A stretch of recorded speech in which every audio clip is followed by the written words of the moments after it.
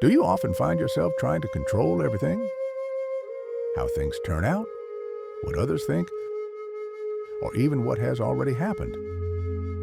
That effort tenses the body and exhausts the mind. That's why today we're going to learn how to let go. In less than half an hour, you'll learn 10 practical principles that will help you let go and regain your calm. We'll practice together, slowly and calmly. We'll go through each principle one by one, and for each one, you'll have a clear idea to understand what you're holding on to, an everyday example to see yourself without judging yourself, and a short guided practice to learn how to let go in the moment. If you can, have a notebook handy, as writing things down helps you let go intentionally. If not, you can save this video to listen to it again when you need it. And if these teachings resonate with you, don't forget to like, subscribe, and turn on the notification bell so you won't miss your next big insight. Let's get started. First principle, the 2 arrows. Distinguish between what happens and how you respond. When something goes wrong, we tend to suffer twice. First because of the event itself, and then because of everything we tell ourselves in our heads. That is the lesson of the 2 arrows. You can't avoid the first, but you can choose what to do with the second. Learning to distinguish between what happens and what you think it means allows you to let go of the extra weight and live with less drama. To help you understand better, I'll give you an example. Imagine you're waiting for an important message. Hours go by and it doesn't arrive. The first arrow is the objective weight. The second appears when your mind starts to invent explanations. They're ignoring me. This is going to go wrong. I knew I couldn't trust them. The initial pain is multiplied because now it's not just the weight, but the mental movie that accompanies it. Now let's look at a micro practice to solve it step by step. Close your eyes for a moment. First, imagine that a first arrow appears. Observe it and comment on the accompanying fact in objective language, as if you were a reporter giving the news. The email hasn't arrived yet. Then a second arrow appears, the thought that hurts.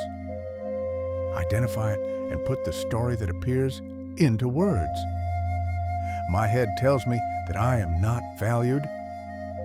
Finally, choose a short, specific action that will alleviate the situation, such as, I will ask about the status of the issue at 4 p.m., but until then, I will not think about it. Or, in the meantime, I will move forward with task X to focus on something else. Take a deep breath and repeat. I can let go of the second arrow. Exhale and feel it fall to the ground. Repeat this whenever you have the opportunity, and you will see how, with practice, you will get better and better at it, even without the need for visualization. Because, as the teachings convey, the uninstructed suffer as if wounded by 2 arrows, the instructed by 1. Second principle, let go of the raft. Learn to let go of what no longer serves you. Let's now look at another very liberating principle. When we find a tool that helps us, it is easy to turn it into a rigid rule, as if nothing would work without it. Imagine a raft that helps you cross a river. Once you reach the other side, would it make sense to continue carrying it with you on your journey? The problem is that this is precisely what we do with routines, roles, or relationships that once helped us. And even though they weigh us down today, we continue to carry them. True wisdom lies in discerning when to hold on and when to let go, even of things that have been useful or positive in a certain situation or moment. Think, for example, of someone who goes running to release tension. At first, it gives them peace and helps them focus. But little by little, they become obsessed. If they don't do it one day, they punish themselves, feel guilty, and get angry with themselves. What was once a raft to cross the river of anxiety, once the anxiety has healed, has become an unnecessary burden. The same is true for the meditation practitioner. Initially, they seek peace and relief from suffering by cultivating mindful awareness. However, if they cling rigidly to the practice or its results, it can become a source of agitation that hinders their path to true liberation. Let's now look at how to practice this step by step. Close your eyes for a moment and bring to mind that tool or habit that you feel is rigid today, and ask yourself honestly, does this practice relieve me or constrain me? If you notice tension, choose a lighter version for today, such as shortening it, adapting it to your context, or giving yourself a day off. Imagine it as a raft you carry on your back. Feel its weight and look at it with affection. Thank it for what it has helped you with and gently set it down gently on the ground. Take a deep breath and repeat quietly, I keep the principle, I adapt the form. If it has served its purpose, let it go with gratitude. Open your eyes and start an adapted version that works better for you. Because with every raft you let go of with gratitude, your mind becomes lighter, opening the way to well-being and happiness. Third principle, impermanence. Nothing in life lasts forever. Everything changes. Emotions, people, projects, even you.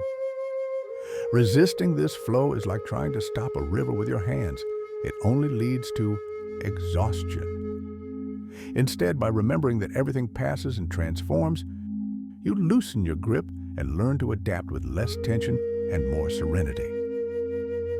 But the truth is that one of the greatest causes of suffering is forgetting this simple lesson. Everything changes, everything flows, and yet we spend much of our day trying to hold on to what slips away or reject what inevitably comes. Neither joy nor pain, neither problems nor successes. Think of a sunny afternoon that suddenly clouds over. The moment is not ruined because clouds appeared. It has simply changed. The same is true of moods, relationships, and every situation in life. The problem begins when we demand that things stay the same, that nothing change. Now remember a recent bad experience, perhaps an argument, a long wait, or a worry that kept you awake at night. Where is it now? It's gone. Like everything else, it passed, and whatever comes next will pass too. These words help us remember all conditioned things are impermanent. When one sees this with wisdom, one moves away from suffering. Let's look at a micro practice together. Close your eyes and imagine that you are holding a fresh flower. Observe it closely. Now watch how it slowly withers. Don't be sad, just recognize that this is its natural cycle. Take a deep breath and repeat to yourself, everything changes in this life. As you exhale, visualize the petals flying away and feel how this lightens the burden you carry. When you stop fighting change and accept it as part of life, your mind relaxes. It no longer makes sense to try to control it because you understand that everything has a beginning and an end. Fourth principle, don't force things. Let life breathe. Often, suffering comes from pushing too hard. We want things to happen now.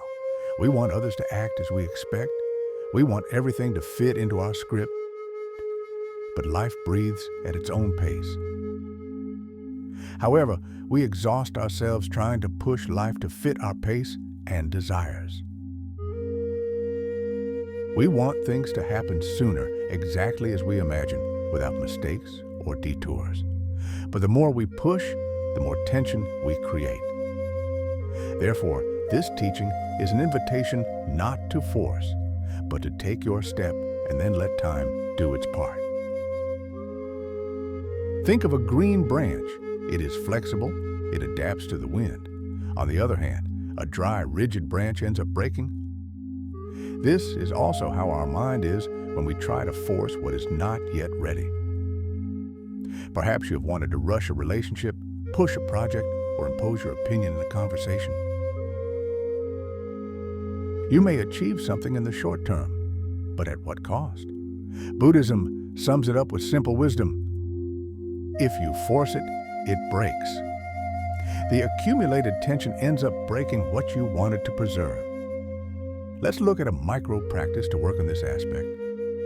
Close your eyes for a moment. Close your hands and squeeze them tightly, as if you were trying to hold on to everything you want to control. Notice the tension in your fingers, your arms, even your breathing. Now, slowly open your hands and exhale. Notice the lightness that appears when you stop squeezing. Forcing is like clenching those fists. It seems to provide security, but in reality, it tires and limits you. When you learn to let go, you give life room to breathe, and often what comes without pressure is more solid and lasting. Forcing exhausts, trusting lightens. Fifth principle, practical non-self. It is not mine, nor does it define me. Letting go becomes difficult when we confuse what happens with who we are. Your thoughts are not you. Your emotions are not you. They are events that come and go like clouds in the sky. When you appropriate them by identifying with them, I am anxious, I am a failure, you shut yourself in. But when you learn to say, I notice there is anxiety, or things just didn't turn out as I expected, you create space to treat yourself better. That is practical non-self. To stop merging with what appears or what happens and regain the freedom to respond. Buddhism does not deny your value. What it proposes is something more liberating. To look honestly and recognize how thoughts, emotions, and sensations appear and disappear. If you take them as me or mine, the grip tightens and leads to agitation and growing distress.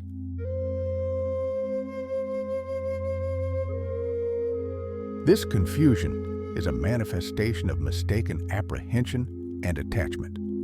This clinging to the transitory as if it were a permanent identity generates agitation and suffering. But if you see them as passing events, applying mindful attention, a space appears to choose more calmly and respond skillfully and effectively. Imagine you mess up in a meeting and the thought pops into your head, I'm a disaster. If you take it at face value, you'll feel ashamed, you'll freeze up, you might punish yourself, and then you'll avoid opportunities for fear of confirming that label. This is the turmoil that comes from clinging to a fixed self-image, hindering a constructive and adaptable response. But if instead of saying, I'm a disaster, you notice that there is a critical thought, you recognize the thought as a transient mental phenomenon, not as your immutable identity, and everything changes. You breathe, correct the mistake, and move on. The event does not define you. It is not a sentence or a condemnation. It is simply information that you can use to improve. 45-second practical exercise. Bring to mind a situation that stresses you out. With each breath, gently label what appears to put distance between it and yourself. There is a sensation, recognizing what you feel. There is emotion, recognizing the emotion. There is a thought, identifying it and describing it briefly. Identifying, observing, and putting distance helps us to disidentify from all these elements, understanding that they are not really part of us. close by, repeating silently, "This does not define me. It is just what is happening now." Sixth principle, right intention. From obligation to free choice. The same action can liberate you or weigh you down, depending on why and from where. Doing your routine because you have to overwhelms you. Doing it because you choose to take care of yourself strengthens you. Saying no out of fear separates you. Saying it out of care protects you. This key helps you review your intention and turn obligations into kinder, more sustainable choices. The same action can be a bridge to calm or a heavy burden. It all depends on the intention with which you do it. For example, meditating to get to know yourself is very different from meditating to be perfect. Saying no to take care of yourself is not the same as saying no to punish or control someone.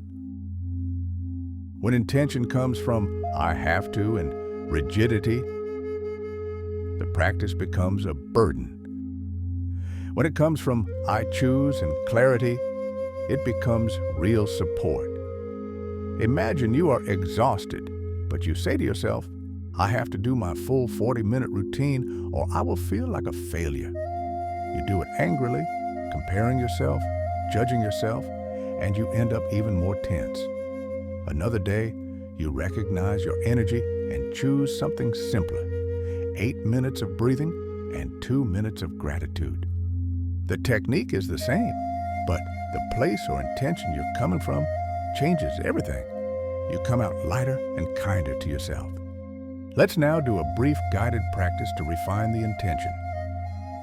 Before doing any task that causes you tension, take 3 full breaths, counting 4 as you inhale and 6 as you exhale.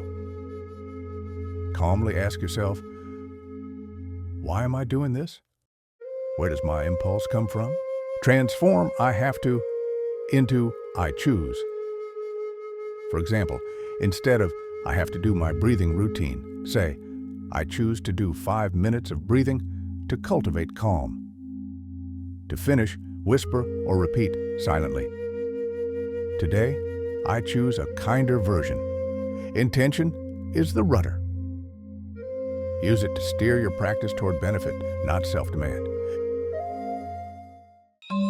Seventh principle, rigid views. Learn to be more flexible. When your ideas harden, you stop seeing reality as it is. Instead, if you let go of those certainties a little, curiosity appears. You ask questions, listen, adjust. This key reminds you that your opinions are maps, not the territory. They serve to guide you, not to chain you. When an idea hardens, it stops helping you and starts bossing you around. Rigid points of view such as, "I am like this, people always," or "if it's not perfect, it's no good," narrow your view and push you to force reality to fit your script.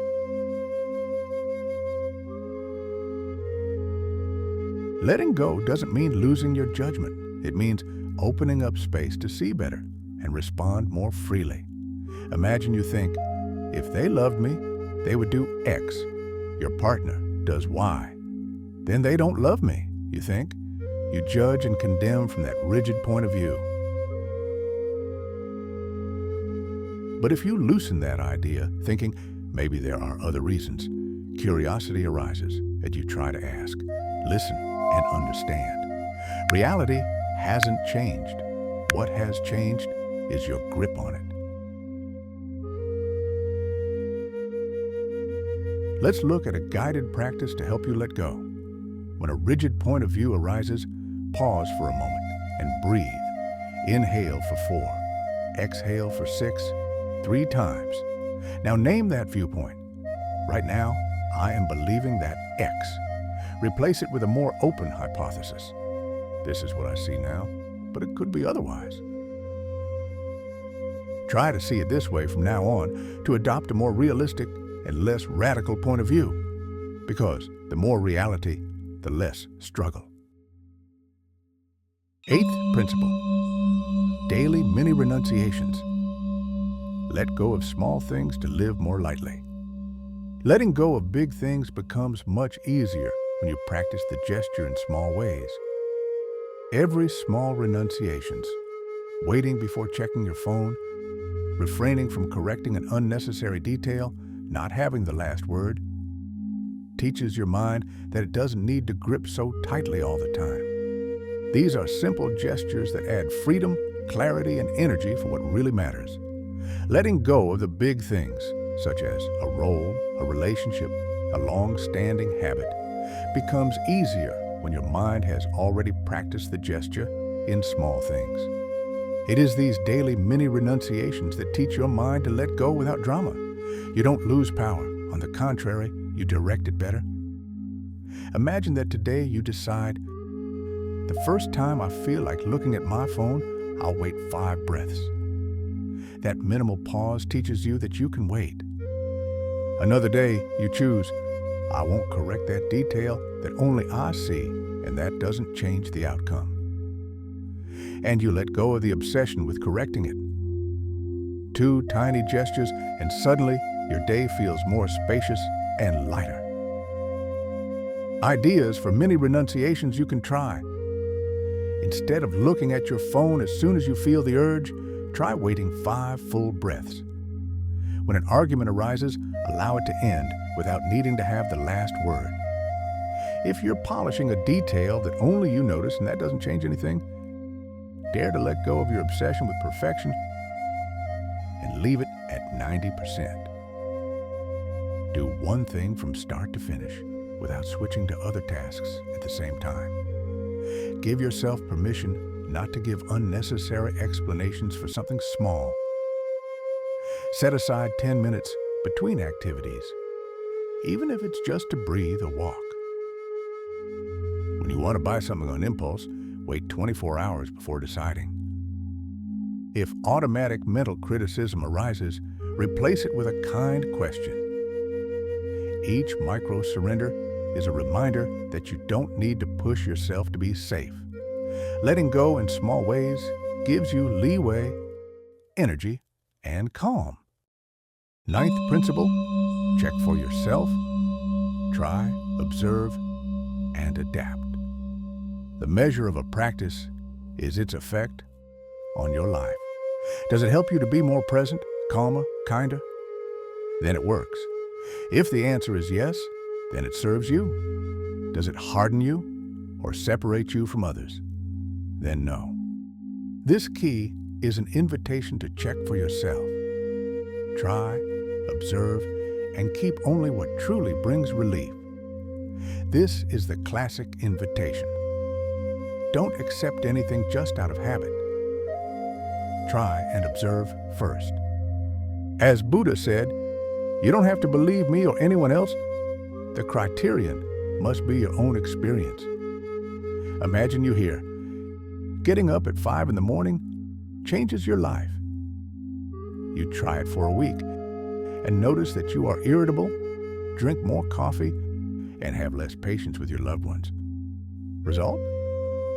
It doesn't help you that way. You adjust the idea. You get up just half an hour earlier than usual to do a short, light meditation. And you see for yourself that doing so brings you more calm and presence. There is no right or wrong for everyone. There is what is right for you and what is not, here and now. Think of it like a good chef trying out a new recipe. They probably won't just follow the instructions in the book. They'll cook the dish, taste it, and if something isn't right, they'll adjust the ingredients, the cooking time, or whatever else is necessary until they achieve the desired flavor. Direct experience and results are your guide to achieving culinary perfection, as well as in the quest for liberation from suffering. And now, let's see how to put this into practice. Choose one of the practices from this video, for example, Mini-Renunciations. Select 2 or 3 and carry them out for 7 days. Each night, review what works, what doesn't, and what you need to adjust. At the end of the week, reflect on the experience, keep what brings relief, and let go of what doesn't. You are your own laboratory. The teachings are tools. Try them, observe their effects, and keep what truly brings relief. 10th principle, the snake. Grasp the teaching well, or it will bite you. A powerful teaching can help or hurt you, depending on how you hold it. The classic simile speaks of a snake. If you grab it by the tail, it bites you. If you take it carefully by the head, it serves you. The same is true of spiritual practice. Using it well liberates, while using it poorly adds suffering. This key reminds us that what we say is as important as where we say it from. Imagine, for example, that you discover the concept of don't take anything personally. At first, it gives you peace. But one day, someone makes a fair criticism, and you respond internally with, I don't take it personally, just to avoid listening. At that point, the teaching is no longer helping you, but closing you off. You think about the idea of attachment and turn it into a weapon, saying, you suffer because you are attached, and what could be understanding ends up in a fight. The same idea that calms can hurt if you use it from the ego. How to grasp it correctly? Start with a short pause. To try to improve in this area, try to carry out this practice when you have the opportunity. Before using a wise phrase, ask yourself 3 things. Do I really want to understand, or do I just want to win? Does this alleviate someone's suffering, or does it just inflate my pride? Am I using the teaching to bring myself closer, or to separate myself? Those who take the teaching incorrectly end up damaged. Those who take it correctly benefit. Always remember that the practice of wisdom should not be used to be right, but to reduce suffering. If you see that an idea is no longer helping you, review your grasp of it. Recap the 10 principles at a glance. Next, we will review the essence of each principle so that you can refer back to them when you feel it is necessary and help you practice with clear ideas. 1. The 2 arrows. The pain of the event is inevitable, but the added suffering depends on your reaction. 2. Let go of the raft. Something that was valuable can become a burden if you continue to carry it when it has already served its purpose. 3. Impermanence. Everything changes. Resisting change creates tension, but accepting it gives you freedom. 4. Don't force. Let life flow, because not everything depends on your grip. 5.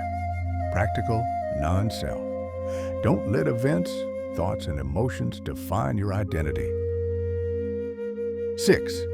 Right intention. The same action liberates or weighs you down depending on the why and the where from. 7. Rigid views. Fixed opinions narrow your gaze. Letting go opens curiosity and gives you a more realistic approach. 8. Daily mini-renunciations. Practicing minimal renunciations trains the muscle of freedom. 9. Check for yourself. Don't believe out of habit or authority. Try and stick with what truly relieves and works. 10. The snake. Teachings help if you handle them with care. If you misuse them, they can hurt you and others. If this video has helped you, I invite you to save it and use it as a guide for your practice. You can return to it whenever you feel control tightening its grip, or simply when you need a gentle reminder that there is always another way to respond to certain situations in life. I would love to hear from you in the comments. Tell me, which of these teachings resonated most with you today? What do you feel you can let go of? Even if just a little bit? What is the raft you're ready to leave on the shore in order to move forward more lightly? Your words not only enrich this space, they can also inspire others who are going through the same thing. Sometimes what you share with simplicity is just what someone else needs to hear to take their first step. If you know someone who is trapped in control or looking for ways to regain calm and clarity, share this episode with them. We never know when a message will arrive at just the right moment. And if you haven't already, subscribe and turn on notifications. That way, you won't miss the next video. Thank you from the bottom of my heart for being here, for giving yourself this time to practice, and for walking with me on this path toward a life with more calm, more lightness, and more inner freedom. Your presence matters, and your practice makes a difference.